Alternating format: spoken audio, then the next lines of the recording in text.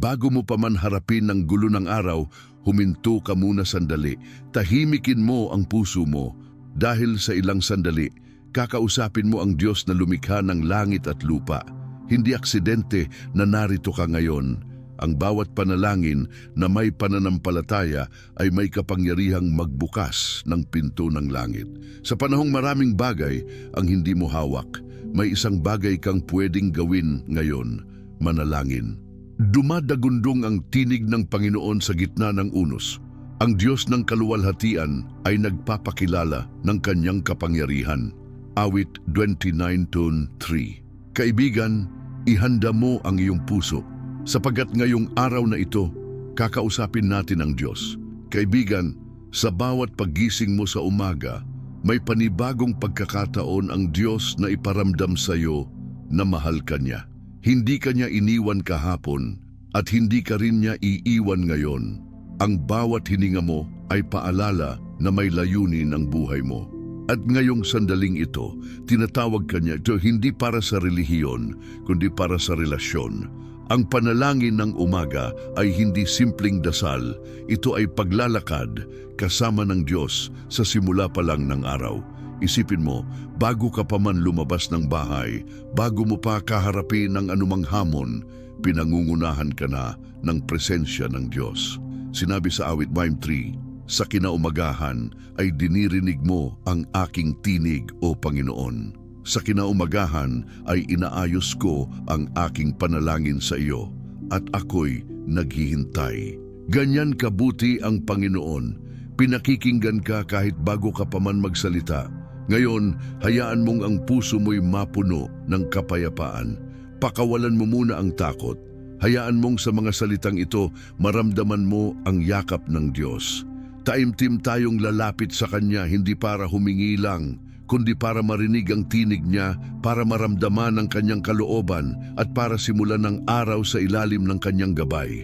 Sumulat sa mga komento, Panginoon, kausapin mo ako ngayong araw. At huwag kalimutang mag-subscribe para sa mga panalangin at mensaheng magpapatibay sa iyo araw-araw. Sige, isara mo muna ang iyong mga mata kung maaari. Huminga ka ng malalim. At sa sandaling ito, hayaang manahimik ang buong paligid. Naririto ang Diyos. Nandito siya sa katahimikan ng iyong puso, sa bawat pintig ng iyong damdamin. Ngayon, lumapit tayo sa Kanya na may pananampalataya. Hindi dahil kailangan natin ang solusyon agad-agad, kundi dahil naniniwala tayong ang presensya niya ay sapat. Ama naming Diyos, sa unang liwanag ng araw na ito, kami po'y lumuluhod sa iyong harapan. Hindi namin ito ginagawa bilang bahagi lang ng aming ritual, kundi bilang pagsuko sa iyo, O Diyos ng langit at lupa. Aming Ama, salamat po sa panibagong pagkakataong ito na binigay mo. Sa kabila ng lahat ng aming kakulangan, binigyan mo pa rin kami ng panibagong umaga. Tunay ngang dakila ka, Panginoon. Sa iyo ang lahat ng papuri, karangalan at pagsamba. Panginoon, ikaw po ang simula ng lahat. Ikaw ang nagbibigay buhay, nagbibigay direksyon at nagbibigay pag-asa. Kaya bago pa man namin simulan ang anumang bagay ngayong araw, kami po'y lalapit muna sa iyo. Ipinagkakatiwala namin ang buong araw na ito sa iyong mga kamay. Gusto po naming simulan ito sa ilalim ng iyong kalooban, sa ilalim ng iyong gabay, sa ilalim ng iyong proteksyon. Linisin mo po ang aming puso, O Diyos. Alisin mo ang mga iniisip naming hindi mula sa iyo. Baguhin mo po ang aming pananaw.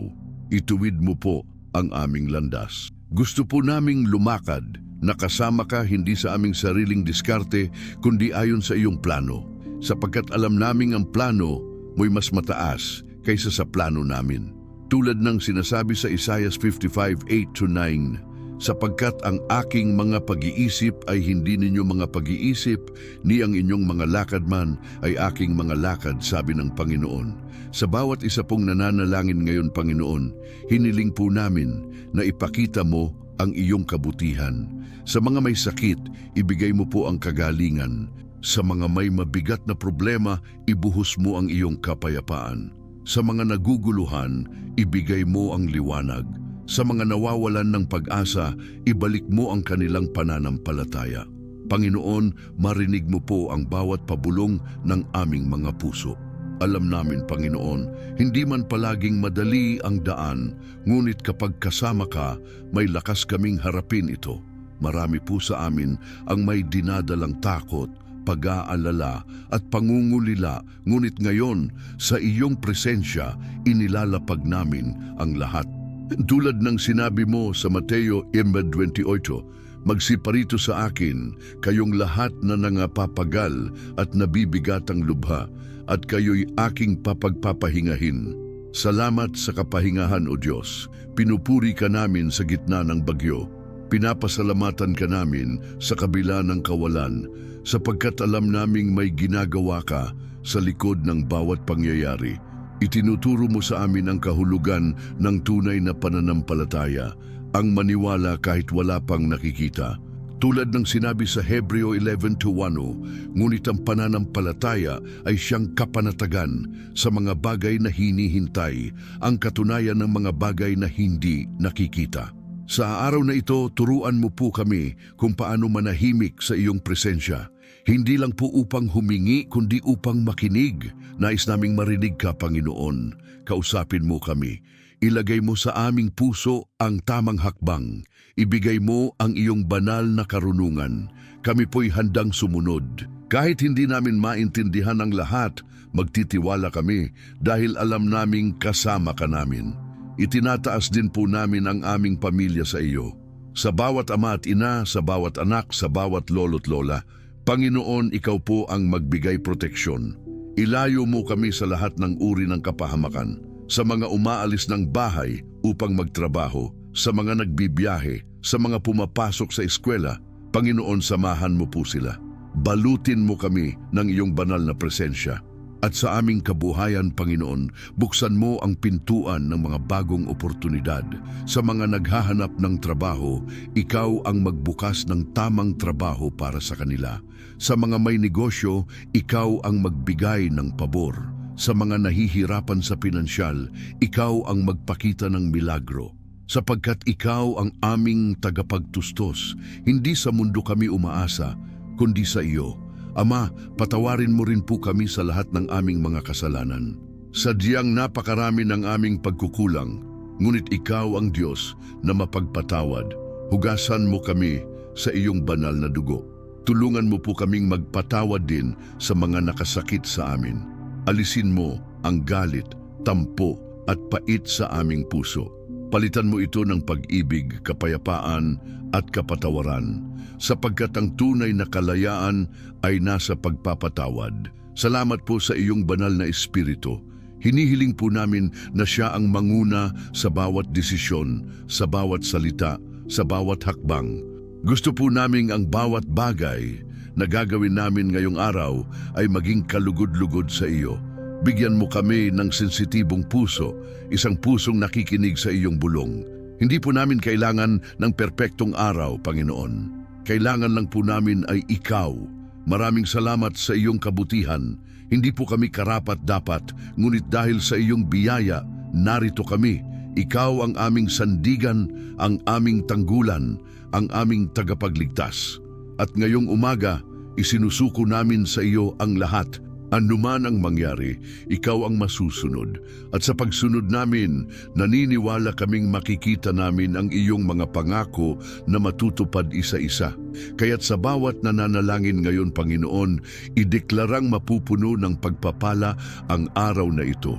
Magkakaroon ng pabor, kapayapaan at direksyon mula sa langit. Hindi man alam ang lahat ng mangyayari, sapat na alam naming kasama ka namin. Tulad ng sabi sa awit 37:5, iukol mo ang iyong lakad sa Panginoon, tumiwala ka rin naman sa Kaniya at Kaniyang dadalhin ito sa katuparan. Panginoon, kami po'y lubos na nagtitiwala, hindi lang ngayong umaga, kundi sa bawat araw ng aming buhay. Huwag mong hayaang dumaan ang panahong ito na hindi ka namin maramdaman. Gamitin mo po ang video na ito para maging liwanag sa madilim na parte ng buhay ng sinumang nanonood. Salamat sa iyong walang hanggang presensya.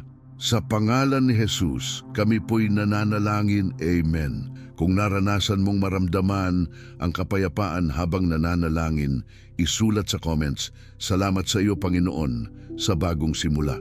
O kaya naman, banggitin sa comments ang pangalan ng isang mahal mo sa buhay na gusto mong ipanalangin natin kasama ng buong komunidad ng pananalig. At huwag mong kalimutang mag-subscribe para sa araw-araw na panalangin dahil dito sama-sama tayong lumalapit sa Diyos. Bawat umaga, bawat pagsubok, bawat tagumpay. Isipin mo ito, isang lalaking biniyayaan ng talino, katapatan at pabor mula sa Diyos. Ngunit sa kabila ng lahat ng ito, hindi siya ligtas sa inggit, sa pagsubok, sa panganib. Ang pangalan niya ay Daniel, kilalang propeta, kilalang manalangin. Isang lalaki na kahit anong mangyari, hindi bumitaw sa kanyang pananalig sa Panginoon. Hindi niya inuna ang takot, hindi niya inuna ang opinyon ng tao. Ang inuna niya ay ang relasyon niya sa Diyos. Araw-araw 3 beses siyang nananalangin. Hindi lingid sa kaalaman ng marami. Alam ng mga tao ang disiplina niya sa panalangin. Kaya't nang dumating ang utos ng hari na bawal manalangin sa sinuman maliban sa kanya, alam ng mga kaaway ni Daniel kung paano siya mahuhuli. Hindi siya mahuhuli sa kasinungalingan, hindi siya mahuhuli sa pagnanakaw, mahuhuli siya sa kanyang pananalangin. Ngunit si Daniel, sa halip na matakot, sa halip na magtago, bumukas palalo ang kanyang bintana. Tumindig siya sa harap ng kanyang Diyos at nanalangin. Katulad ng dati, katulad ng kahapon, katulad ng walang pagbabago. Sapagkat alam niya ang Diyos na sinasamba niya kahapon ay ang parehong Diyos na kikilos ngayon. Ganito ang tiwala, ganito ang pananampalataya, ganito ang relasyon. Nakita ng mga tao, ipinatawag siya, itinapon sa yungib ng mga leon, at sa gabi ng kanyang pagkakababa sa hukay ng panganib, sigaw ng mundo ang kamatayan. Ngunit sa gitna ng dilim, sa gitna ng panganib, sa gitna ng mababangis na hayop, dumating ang Diyos. Isinara ng Panginoon ang bibig ng mga leon, hindi dahil malakas si Daniel, kundi dahil tapat ang Diyos. Kaibigan, baka may mga leon ka rin sa buhay mo ngayon. Hindi sila may ngipin at buntot, pero may anyo sila ng takot, may anyo sila ng utang, ng pagkasira ng pamilya, ng lungkot na hindi mawala-wala. May anyo sila ng rejection, ng pagkabigo, ng kawalan ng direksyon. At tulad ni Daniel, baka nararamdaman mong parang may humihila sa iyo pababa sa isang madilim na lugar. Isang lugar ng kawalang katiyakan. Ngunit pakinggan mo ito, sa madilim na lugar, mas maliwanag ang presensya ng Diyos. Sa gitna ng panganib, mas malakas ang tinig ng kalangitan. Ang bawat pagsubok ay paanyaya para mas mapalapit sa Kanya. Hindi aksidente ang pinagdadaanan mo, maaaring hindi mo pa nauunawaan, pero ito'y tinutugma ng Diyos sa isang himala na hindi mo pa nakikita. Sa panahong hindi mo na alam ang gagawin, doon lumilitaw ang kapangyarihan ng panalangin. Isipin mo, paano kung hindi nanalangin si Daniel? Paano kung sumuko siya sa takot? Paano kung pinili niyang manahimik at hindi tumindig sa kanyang pananampalataya? Maaring wala tayong kwento ng pagligtas, wala tayong inspirasyon. Ngunit dahil hindi siya bumitaw, naranasan niya ang himala. At ngayon, sa panahong ito, maaaring ikaw na ang susunod na Daniel. Tanungin mo ang sarili mo, saang bahagi ng buhay mo ka tinatawag ng Diyos na manindigan? Saan ka tinatawag na manalangin, hindi lang kapag may kailangan, kundi dahil mahal mo siya? Saan parte ng buhay mo ang parang yungib na puno ng leon? Tandaan mo, ang panalangin ay hindi depensa lamang sa panganib. Ito'y paanyaya para sa presensya ng Diyos na pumalit sa anumang takot na meron ka. Hindi mo kailangang maging perpekto para mapakinggan. Hindi mo kailangang maging malinis para lumapit. Kailangan mo lang maging totoo. Kailangan mong buksan ang puso mo. Kailangan mong maniwala kahit konti na lang ang lakas mo. Sapagkat sinasabi sa Santiago 5:16, ang panalangin ng taong matuwid ay may kapangyarihang gumagawa. Minsan, ang dasal ay hindi agad sinasagot. Hindi dahil walang pakialam ang Diyos, kundi dahil may tinuturo siya habang naghihintay ka. At sa bawat panalangin mo sa umaga, sa bawat bulong ng puso mo, gumagalaw ang langit. Baka hindi mo agad makita, pero may ginagawa ang Diyos sa likod ng eksena. Tandaan mo ang sinabi sa awit 121 sa 2, "Itingin ko ang aking mga mata sa mga bundok, saan manggagaling ang aking tulong? Ang aking tulong ay nanggagaling sa Panginoon na gumawa ng langit at lupa."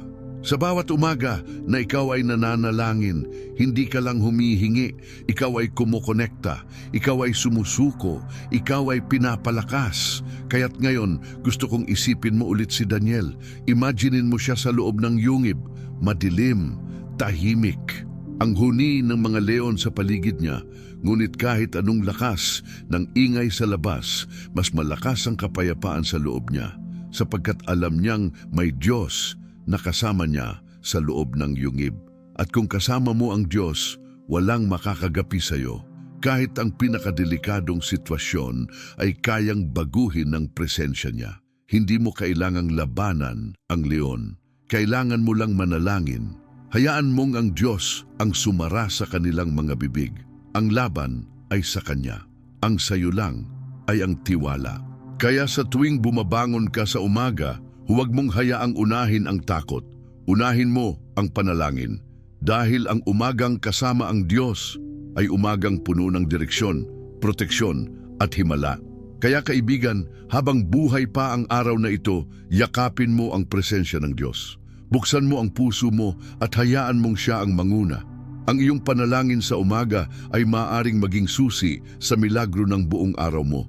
Huwag kang bibitaw, tuloy mo lang. Darating ang sagot sa tamang oras, sa tamang paraan. Kung naramdaman mo na ang Diyos ay nangusap sa iyo ngayon, isulat sa comments, "Ako'y naniniwala na isasara ng Diyos ang bibig ng aking mga leon." O kaya, banggitin ang pangalan ng isang taong gusto mong ipanalangin natin bilang isang pamilya ng pananampalataya. At huwag mong kalimutang mag-subscribe dahil araw-araw dadalhin kita sa isang panalangin na hahawak sa puso mo at magdadala sa iyo sa presensya ng Diyos. Ang pananampalataya ay hindi laging sigaw, hindi rin laging damdaming mataas. Minsan, ito'y isang tahimik na desisyon sa puso mo na kahit hindi mo alam ang kasunod, magtitiwala ka pa rin. Sa bawat umagang bumabangon ka, may desisyon kang ginagawa. Mananatili ka ba sa pag-aalala o lalakad ka ba sa direksyon ng Diyos? At ang tanong na iyan, araw-araw mong sinasagot sa pamamagitan ng iyong panalangin. Minsan, gusto natin ng sagot agad. Gusto natin ng oo sa bawat dasal. Pero ang totoo, hindi lahat ng panalangin ay tinutugon agad ng Diyos sa paraang gusto natin. Bakit? Dahil hindi lang niya tinutugunan ang healing, tinutugunan din niya ang puso. Hindi lang siya nagbibigay ng solusyon, binubuo niya rin ang iyong pananampalataya. Kaya't kapag nagdarasal ka, huwag lang tanungin, "Panginoon, bakit ang tagal?" Subukang itanong din, "Panginoon, anong tinuturo mo sa akin habang naghihintay ako?" Dahil sa bawat paghihintay, may hinog na himala. At minsan, ang himala ay hindi ang pagbabago ng sitwasyon, kundi ang pagbabago ng puso mo sa gitna ng sitwasyon. Naaalala mo si Abraham? Ang Diyos ay nangako sa kanya ng anak, pero inabot ng dekada ang katuparan. Araw-araw siyang bumangon, nanalangin, umasa at kumapit. Hindi madali, pero sa bawat araw ng kanyang pananampalataya, mas lalo siyang lumapit sa Diyos. Hindi lang niya nakuha ang pangako, naranasan niya ang presensya. Ganyan din ang gusto ng Diyos sa iyo ngayon. Hindi lang niya gustong ibigay ang sagot, gusto niya munang lumalim ka. Lumalim sa panalangin, lumalim sa relasyon, lumalim sa pagtitiwala. Dahil kapag lumalim ka sa Kanya, kahit hindi mo agad makita ang resulta, mararamdaman mo na kasama mo siya sa bawat hakbang. Alam kong may ilan sa inyo ngayon ang may mga tanong sa puso. "Panginoon, bakit parang hindi mo ako naririnig? Panginoon, bakit parang wala namang nangyayari kahit panay ang dasal ko?" Kaibigan, hindi mo kailangang maintindihan ang lahat para magtiwala. Hindi mo kailangang maramdaman ang sagot para malaman mong naririnig ka. Ang panalangin ay hindi palaging may kasunod na resulta sa mata, pero laging may epekto sa langit. Kaya sa bawat umaga, buksan mo ang puso mo sa Diyos. Hindi lang para humiling, kundi para magsuko. Panginoon, ito po ako, ito ang puso ko, ito ang pagod ko, ito ang mga tanong ko. Pero kahit lahat ng ito, sa iyo ko pa rin isinusuko. Ang tunay na tagumpay sa buhay Kristiyano ay hindi lang ang makuha ang hinihingi, kundi ang maniwala kahit wala pa. Dahil kapag natutunan mong magtiwala kahit wala ka pang hawak, ibig sabihin hawak ka talaga ng Diyos. At doon nagkakaroon ng kapangyarihan ang panalangin. Doon sumasabay ang langit sa mga salitang lumalabas sa bibig mo. Hindi mo kailangang mag-isa, hindi mo kailangang bitbitin lahat. May Diyos na handang sumalo. Kaya't ngayong umaga, huwag mong hayaang lumipas ito na hindi mo siya kinakausap. Isang salita mula sa bibig ng Diyos ang sapat para baguhin ang takbo ng buong araw mo. Pero kadalasan, bago siya magsalita, gusto muna niyang marinig ang puso mo. Kaya't kausapin mo siya. Sabihin mong, Panginoon, nandito ako. Wala akong sapat, pero may tiwala ako sa iyo. Ulitin mo sa sarili mo araw-araw, ang umaga ko ay hindi simula ng problema. Simula ito ng pabor ng Diyos. Kapag ganyan ang pananaw mo, bawat panalangin mo sa umaga ay magiging pahayag ng pananalig, hindi lang pakiusap. Maging katulad ni Maria na noong sinabi ng anghel ang plano ng Diyos sa kanya, kahit hindi niya lubos na nauunawaan, ang sagot niya ay, mangyari nawa sa akin ayon sa iyong salita. Ganyan ang pusong hinahanap ng Diyos. Hindi pusong perpekto, kundi pusong handang sumunod.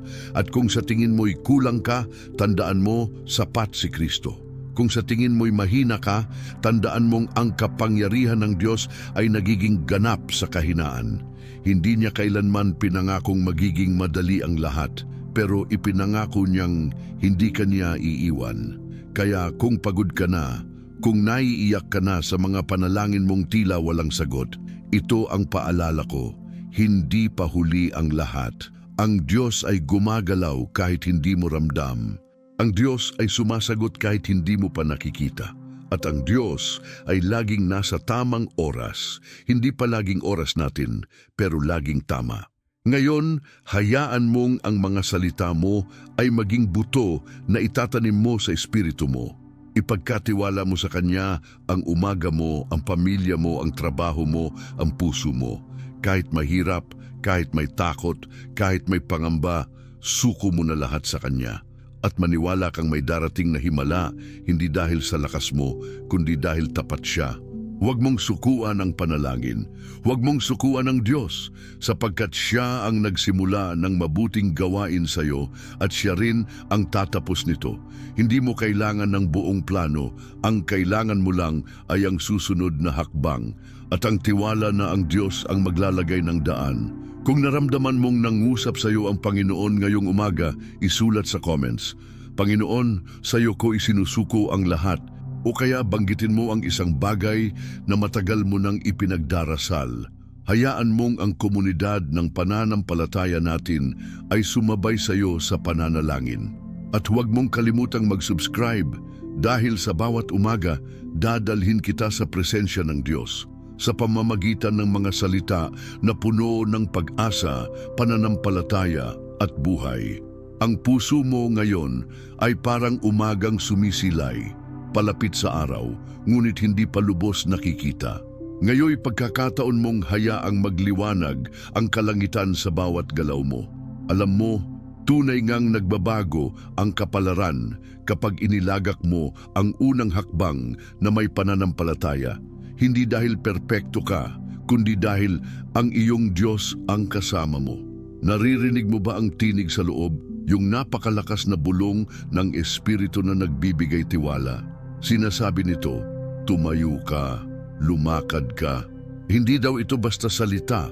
Ito ay pahayag ng pag-asa, sinindihan ng propesiya ng langit para sa iyo ngayong umaga. Hindi lang simpleng gabay, ito ang sinag ng liwanag na darating sa madilim na bahagi ng araw mo. May panahong kapag pinanood natin ang buhay ni Abraham, hindi lahat nangyari agad. Bumabagal ang tugon ng pangako, pero hindi bumabagal ang pag-ibig ng Diyos. Sa bawat araw ng paghihintay, mas lumalalim ang pananampalataya. At ngayon, ikaw ang kanyang tinatawagan. Hindi lang niya gustong ibigay ang pangako, gusto niyang maranasan mo siya habang naghihintay ka.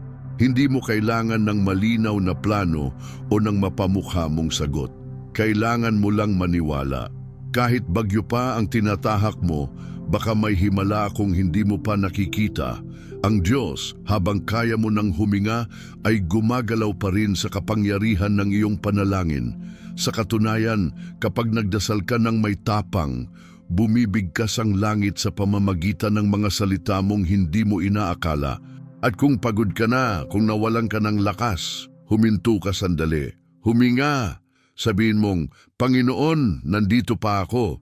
Patuloy akong humihiling na kausapin mo ako sa umagang ito. Hindi ito pagpapahinga lang. Ito'y simula ng bagong lakas na magmumula sa Kanya. Dahil mayroong kapangyarihan, ang banal na presensya kahit hindi mo ito nakikita. May mga oras talaga na hindi mo mauunawaan kung bakit ang bagal, bakit ang sarado ng pintuan. Pero sa bawat paghihintay, may tinubuan kang bagong pananampalataya. At habang naroon ka sa pagitan ng pag-aalala at pagtitiwala, naroon ang kanyang kamay. Hindi ka pababayaan. Kahit hindi mo nakikita, nadarama mo. At kahit hindi mo nauunawaan, ramdam mo ang tunay na panalangin. Yung hindi hiniling lang, kundi naniniwala ka na nangyayari na sa Espiritu. Kung ganoon ang kalagayan mo ngayon, nais kong tandaan mo, ang bawat panalangin mo sa umaga ay hindi nagwawakas sa salita, kundi patuloy na kumikilos sa kalangitan. Ang bawat Panginoon, sa iyo ako susuko, ay bitbit ng hangin patungo sa trono niya at hindi siya kukulangin na tugunin iyon. Kaya ngayong umaga humakbang ka, hindi para magpansin ng iba, hindi para patunayan ang sarili mo, para maramdaman mo ang liwanag. Ang presensya na magbibigay lakas sa bawat hakbang mo. Dahil kapag lumakad ka sa pananalig, bawat sulok ng buhay mo ay may silaw ng pag-asa, direksyon at pagbabago. Kung naramdaman mo rin ang init nito sa puso mo ngayon, isulat mo sa comments, Panginoon, ikaw ang kayang sumagot ng aking panalangin. O kaya banggit mo ang pangalan ng isang kapatid sa pananampalataya na gusto mong ipanalangin natin kasama. At huwag mong kalimutang mag-subscribe dahil araw-araw sama-sama nating bubuksan ang umaga sa salita ng Diyos, panalangin, pag-asa at buhay na patuloy nang nagbubukas ng langit. Hindi mo kailangan ng malakas na sigaw para maramdaman ang presensya ng Diyos. Minsan, sapat ng marahan ang tibok ng puso mo at ang isang tahimik na Panginoon kasama ka ba para gumising ang langit.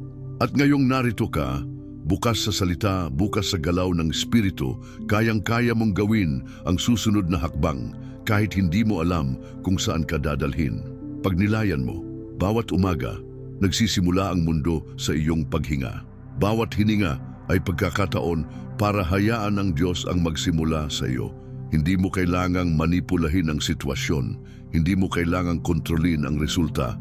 Ang pananampalataya mo, yun lang ang kailangan niya. At kapag itinapat mo ang umaga mo sa Kanya, ang buong araw mo ay nagbabago. Nagkakaroon ng purpose, direksyon at kapayapaan kahit maliit lang ang sinimulan mo. Hindi malilimutan ni Abraham ang pangako ng Diyos kahit naghintay ng 10 taon. Hindi rin tinakwil ni Daniel ang dasal noong nagtago ang mga leon. At ngayon, nasa gitna ka ng iyong sariling laban. Baka ito'y kawalan ng trabaho, sakit, relasyon, o kahit kawalan ng pag-asa.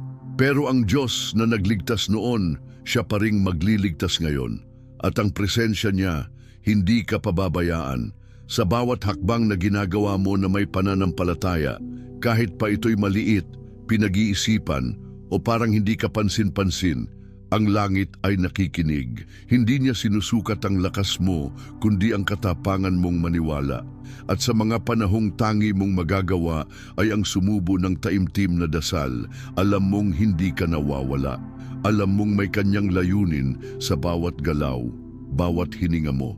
Kung minsan, hindi mo nakikita agad ang bunga, pero sa bawat edge ng iyong pag-asa, naroroon ang kanyang pangako. Hindi kita pinabayaan. At kapag habang nagdasal ka, habang pinapakinggan ang tinig ng puso mo at tinig ng Diyos, naroon ang katotohanan. Hindi ka lang basta nanalangin, lumalakas ka. Kaya't ngayong huling bahagi na ito, hindi ko sisirain ang misteryo. Hindi ko sasabihing ganito ang mangyayari, ganun ang magiging resulta. Gusto kong tanungin ka, handa ka bang paniwalain ang hindi mo pa nakikita? Handang ka bang ipagkatiwala sa Diyos kahit wala pang ebidensya? Kasi dito nag-uumpisa ang tunay na himala. Kapag pinili mo ang Diyos kaysa sa takot, kapag niyakap mo ang pananalig kaysa sa duda, hindi lang mo pinatibay ang umaga mo ngayong lahat, pinagtibay mo rin ang puso mo. At ngayon, ang kanya-kanyang laban nating lahat sa kwento mo, sa buhay mo, ay kanya ring binabantayan ng Diyos. May hawak ng bukas tayo na hindi nakikita pero nadarama. May hinaharap na kayang palitan ang lungkot ng saya, ang kawalan ng kapayapaan. Sapagkat sa lahat ng nananampalataya, kahit hindi mo makita ang lahat, may isang bagay na malinaw, ang Diyos ang may huling salita. Siya ang magwawakas ng iyong laban sa pabor. Siya ang magpapatibay sa iyong pananampalataya. At siya ang gagawing ilaw ng bawat landas mo. Kung ngayon hinawakan ka ng kanyang kapayapaan, pakiramdam mo lumakas ka, pakiramdam mo pinalakas ka sa bawat salita, isulat mo sa comments, ako'y lumalakad sa pananampalataya, o isulat ang isang pangako ng Diyos na humahawak sa puso mo ngayon. At huwag kalimutang mag-subscribe upang lagi kang may kasabay na panalangin sa umaga. At kung may video dito sa screen na nag-aanyaya, i-click mo na dahil dun tayo magpapatuloy ng mga panalangin, direksyon at salita na magpapatibay sa iyong paglakad kasama ang Diyos.